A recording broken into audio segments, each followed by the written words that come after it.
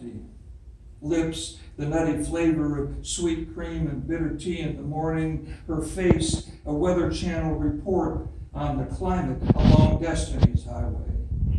The hippie at core, hair dye masks those silver strands that blow her cover.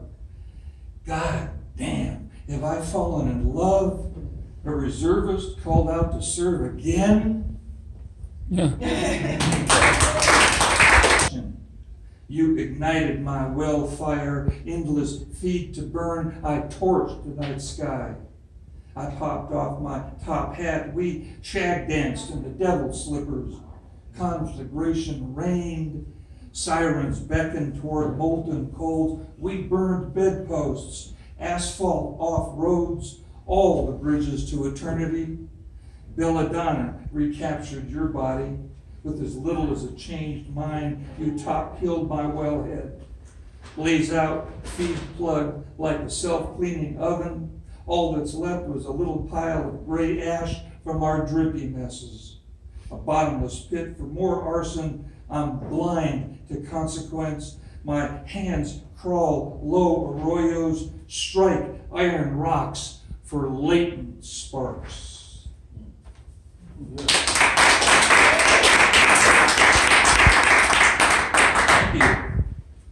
The smallest caskets are the heaviest. Nobody can explain why a child has to die. Certainly, God does not kill children, does she? Or do you mean to tell me that God drowned that Syrian boy washed up on the beach? That his parents were rendered powerless to fend off water's obstruction of the justice of air? Is that what I'm supposed to believe? I don't care whose God you choose. They just don't end lives of the young. Lucille Clifton planned to ask her God to explain the deaths of her 2 children because she was pissed they were taken from her arms. Yet I pray for a reason for the death of our unborn first child. What mother's job description was tossed into that dumpster along with our fetus. Dagger my chest so I feel what mother felt. Drain my eyes into salt flats. Deliver me the imperative to surrender my life.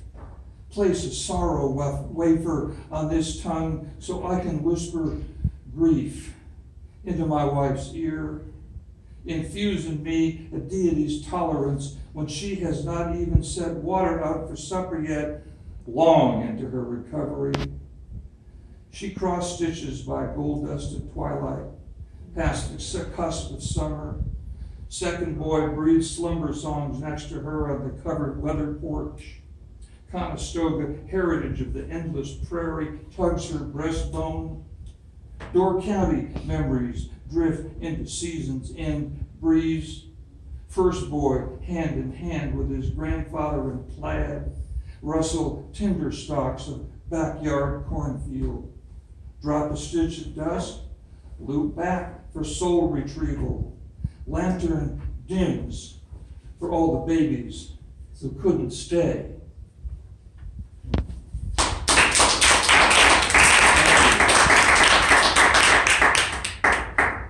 Now this book, Coiled Serpent, got a lot of local poets. Are you in this, Derek? No. Okay, I'm sorry. I'm sorry. I didn't mean to embarrass you. I just thought everyone who somebody's in it. Yeah, you're terrible. Okay, this one comes from this book here, and this is also on Amazon. In case you want to get it. A lot of good poets in here, except they left out one of the best in the city. That's Derek. See how he did that? Yeah. See how he brought that back? Homie smokes a camel and spits on the hot asphalt. He raps his story out the side of his mouth, wife beater, under a hoodie, Gordo brothers, pants, legs cut to fit. Holy Mother of universal exaltation holds cathedral's door, but there's no road in the shadow of her wings. Mama's cancer cure, relief from Dad's belt buckle, unanswered prayers. He must blaze his own trail across Zan Hamadre. Sun roasts the air above LA river bridges. Smog hangs with charcoal smoke from the San Gabriel's wildfires. Acrylic sunset paints the heights in oranges and lemons like crime scene tape. Colt 45 nightcap on moist night grasses of Plaza de la Raza. In twilight, he curls down on the damp sod. Dream song lyrics punctuated by chingada between syllables. Hollenbeck, Division Putos, sweep the park in rubber gloves. Waste Man 9, his only piece. Wow.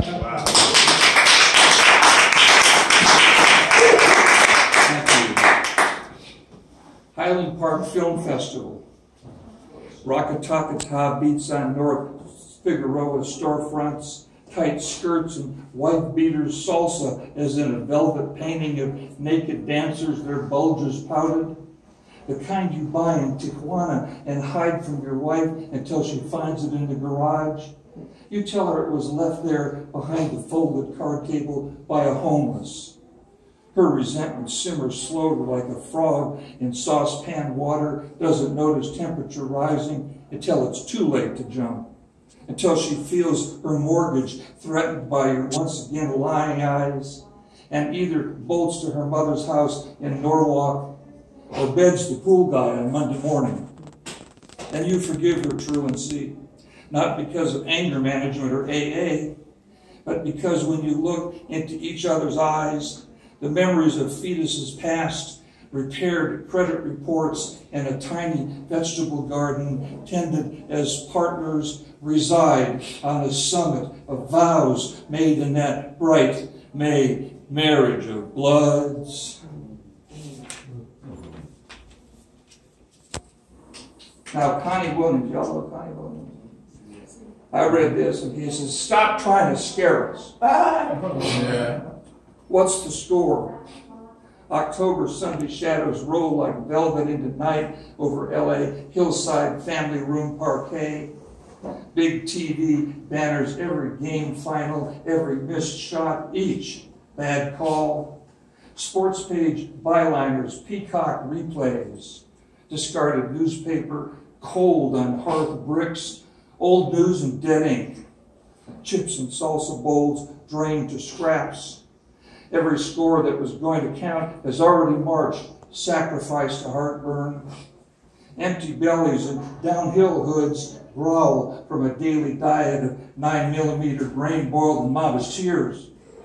Their box score counted in toe tags, filtered through crack pipes, behind iron gates rusted from piss, blood, and spilled milk. The radio choir wails in metallic tones. A motherless child, a long ways from home, as sharp to the tongue, as bitter to the grave. No one's going to save you except your faith. Except your faith, the chant sways through the torn screen door.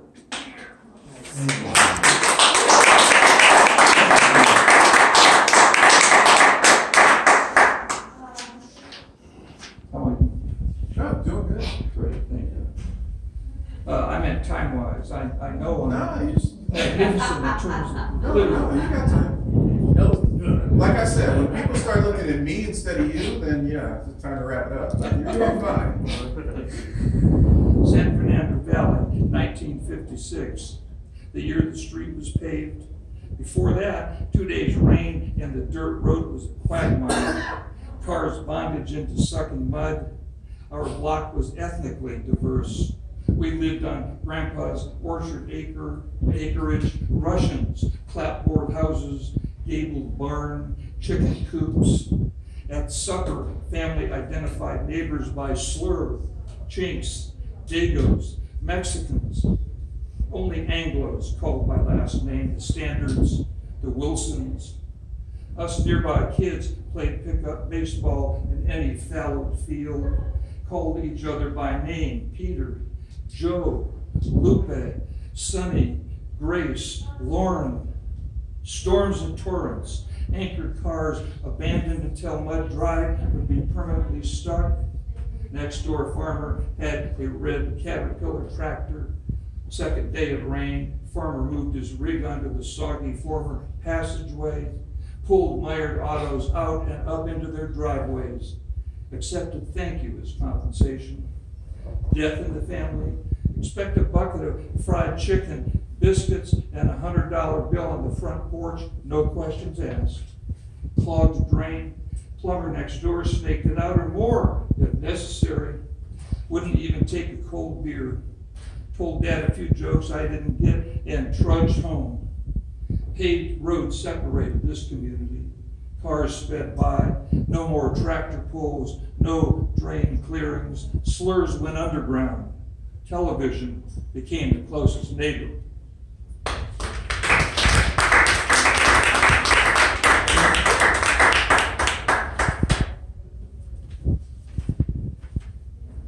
USS Kitty Hawk, South China Sea, 1968. My boss calls me Commander Pallet Specific because my only combat skill is corralling empty pallets to transfer cargo from nightly supply ships. Steep decks below, behind crisp Marine guards, my storekeeper counts atomic weapons spare parts. If a bomb breaks, who's going to fix it? After dinner, my junior officer buddies gather on the flight deck's catwalk to play Find the Sea Snake, slithering on the lapping surface waves. I daydream about the red 66 Corvette left in Mom's garage and the 10,000 miles to my wife's pink. Cheery incandescence of the jet bomber's afterburner spreads Christmas cheer like a family room hearth season's fir tree. Napalm pods hung with care. Goop graffiti slogans on each canister speaks for the mission. Who speaks for the burning children?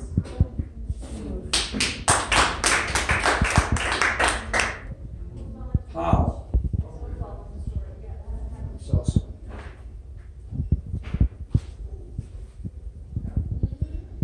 How? If a boy of Japanese ancestry from Gardena was sent with his parents to a concentration camp in Wyoming for the duration of World War II, and upon arrival his baseball bat was confiscated so he never played baseball again.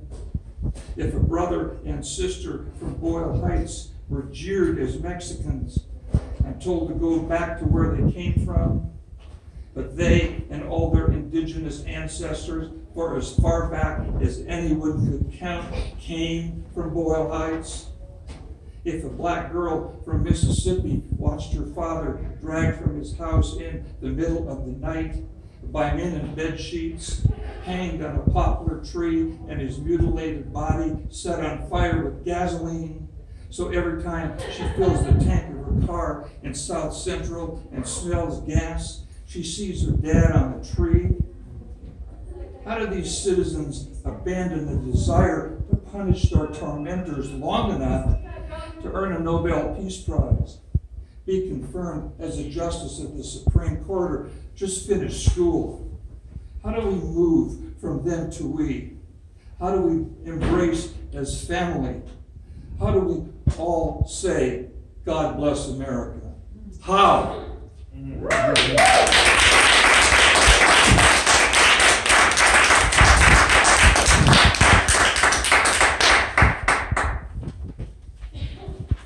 Okay, 2-minute warning, a poem warning.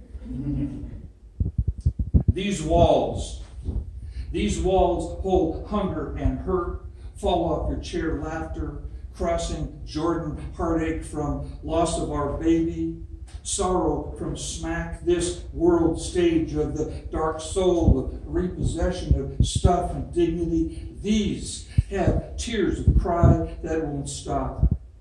Down on my knees, part of me dies. Even my breath don't come to the funeral. These walls are painted in shades of crow.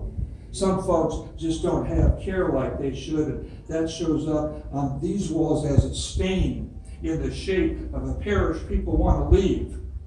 No self-help in these walls. The only help hereabouts is we help.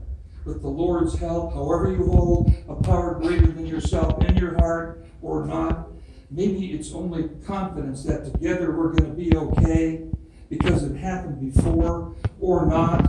We don't know, but we believe these walls.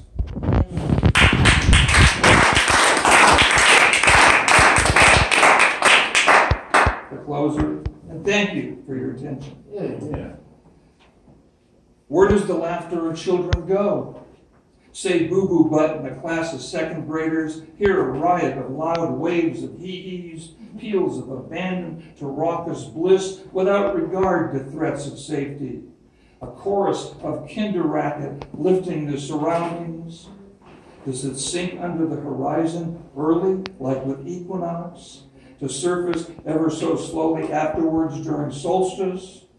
Must chimes of joy be bidden by a druid princess eager to party down on the side of Stonehenge's circle? What so terrifies youngsters? Where do fire-spewing dragons hide? Which circuit breaker gets tricked so responses to gibberish become stiff lips? Does the rap of mother's knuckles on a young face so stifle further ha-has that the child's exuberance burrows underground like a gopher in a dead-end tunnel? I want to awaken my child's roar of glee, act stupid, talk in tongues until youngsters pee their pants, guffaw from the gut like our lives depended, 'cause they do. Yeah.